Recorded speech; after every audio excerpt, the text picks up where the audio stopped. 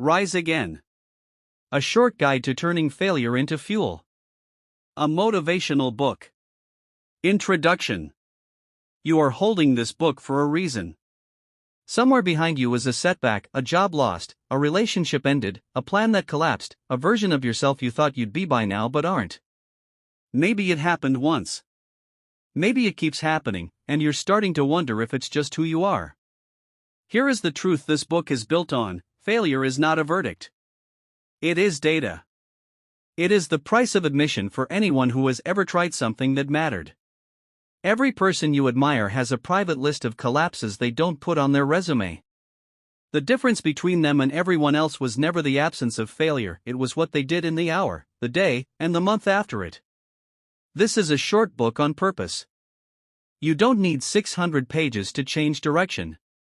You need a handful of ideas, sharp enough to cut through the noise in your head, and the will to act on one of them today. Read it in one sitting if you can. Then go do something with it. Chapter 1. Failure is not information about you. The first lie failure tells is that it's a mirror, that the outcome reveals your worth, your intelligence, your destiny. It isn't. An outcome is the result of a specific attempt, made with the information, resources, and skill you had at that specific moment. Change any one of those variables and the outcome changes with it. When something falls apart, your mind rushes to write a permanent story: I'm not cut out for this. I always mess things up. People like me don't succeed at things like this. These stories feel true because they arrive fast and they hurt. But speed and pain are not evidence. They are just symptoms of a brain trying to protect you from future risk by exaggerating the last one. A single failed attempt is a data point. A story about who you are is something you built afterward, and you can unbuild it. Try this instead: describe what happened in one plain sentence, the way a scientist would describe a failed experiment. Not "I'm a failure," but "the pricing was too high for that market," or "I didn't prepare enough for that conversation." Specific, correctable, temporary. That single shift in language is where recovery begins. Chapter 2. The setback has an expiration date if you let it. Grief over a setback is real and deserves space. Give yourself that space, don't perform toughness you don't feel. But grief has a natural half-life, and the danger isn't feeling bad today, it's building a permanent home out of a temporary feeling. People who stay stuck usually aren't stuck because the setback was uniquely severe. They're stuck because they never set a boundary around how long they'd let it run the show. Without that boundary, one bad month quietly becomes one bad year. Set a real boundary. Give yourself an honest window, a weekend, a week, whatever the situation calls for, to feel the full weight of it. Cry if you need to. Vent to someone who won't try to fix it. Then, on a specific day you choose in advance, decide that the mourning period is over and the rebuilding period begins. This isn't about suppressing emotion. It's about refusing to let emotion set the calendar indefinitely. Chapter 3. Look for the lesson before you look for the exit. Every setback is holding something useful, but it only hands it over if you stay in the room long enough to ask. The instinct after failure is to look away, change the subject, change the plan, change the goal entirely. Sometimes that's wise. Often it's just avoidance wearing a strategic disguise. Before you walk away from what failed, interrogate it honestly. What was actually within your control? What wasn't?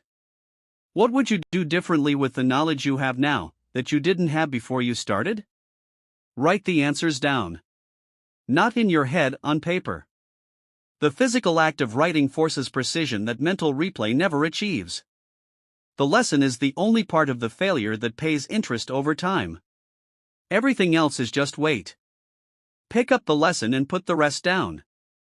This is also where you separate two very different situations: a plan that failed because of something fixable, and a plan that failed because it was never right for you.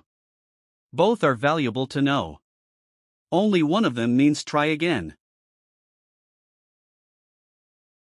Chapter 4. Rebuild your evidence locker. Confidence isn't a feeling you wait for. It's a conclusion your mind draws from evidence, specifically, evidence of times you did hard things and survived, adapted, or came out ahead.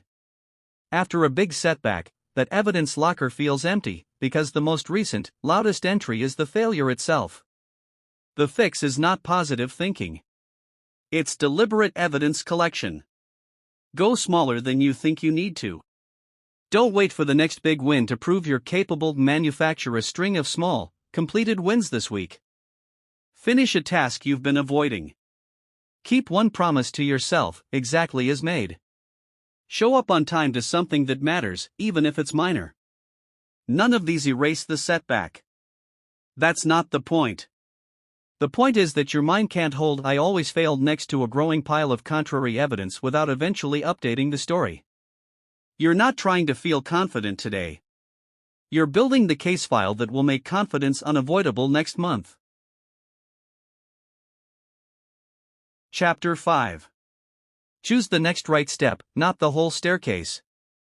After a setback, people often freeze not because they lack motivation but because they're staring at the entire staircase, the full comeback, the whole rebuild life or career or relationship, and it looks impossibly far away. That distance itself becomes a reason to do nothing. You don't need the whole staircase. You need the next step, taken today, imperfectly if necessary. Momentum is not built by seeing the full path clearly. It's built by moving, which then makes the next few steps visible in a way that standing still never will. Motivation follows action far more often than it precedes it. Don't wait to feel ready. Take the next small step, and let readiness catch up. Pick one step you can complete in the next 24 hours that moves you even slightly forward. Make it small enough that skipping it would feel absurd. Do it. Tomorrow, pick the next one. This is how every comeback that ever happened actually happened, not in a single leap, but in a series of steps small enough to survive doubt. Chapter 6. Stop measuring your Chapter 1 against someone else's Chapter 10. One of the fastest ways to make a setback feel unbearable is to measure your current position against someone else's highlight reel. You see a peer's launch, promotion, or milestone and quietly conclude that your failure means you're behind, not just today, but permanently, structurally, behind. This comparison is almost always broken math. You are seeing their outcome and your process. You are seeing the version of them they chose to show, set against the full, unfiltered version of yourself that only you have access to. It is not a fair fight, and it was never meant to be one. Comparison tells you where you stand relative to a stranger's edited timeline. It tells you nothing useful about your own next move.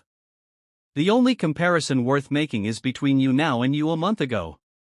Are you more honest with yourself about what happened? Have you taken at least one step since then? That is the entire scoreboard that matters. Everyone else is playing a different game, on a different clock, with different starting conditions you can't see. Chapter 7. Let the setback redirect you, not define you. There is a difference between a setback shaping your next decision and a setback becoming your identity. The first is wisdom.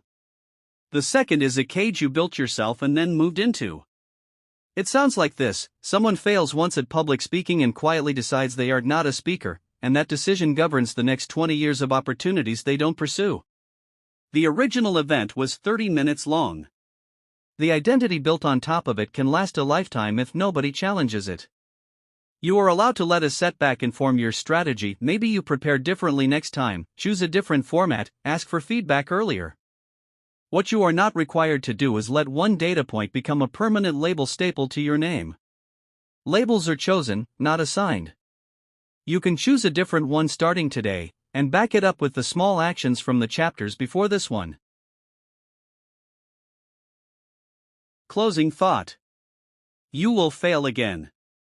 Not because you're doing something wrong, but because failure is simply what happens on the way to anything worth having. The goal was never to build a life with no setbacks in it. That life doesn't exist for anyone who has ever tried to grow. The goal is to become someone who falls, tells the truth about what happened, takes the lesson, rebuilds the evidence, and takes the next small step faster and with less wreckage each time. That skill compounds. It is, in the end, the only real advantage anyone has ever had over their circumstances.